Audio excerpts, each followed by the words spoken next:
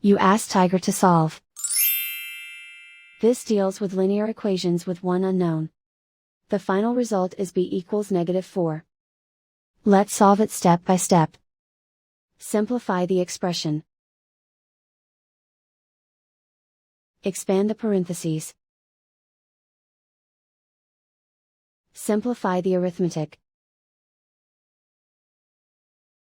Multiply the coefficients. Swap sides.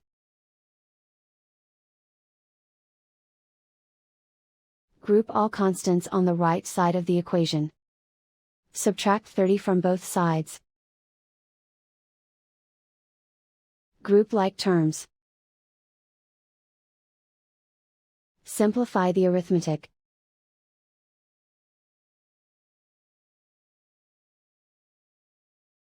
Isolate the b. Divide both sides by 25. Simplify the fraction. Find the greatest common factor of the numerator and denominator. Factor out and cancel the greatest common factor.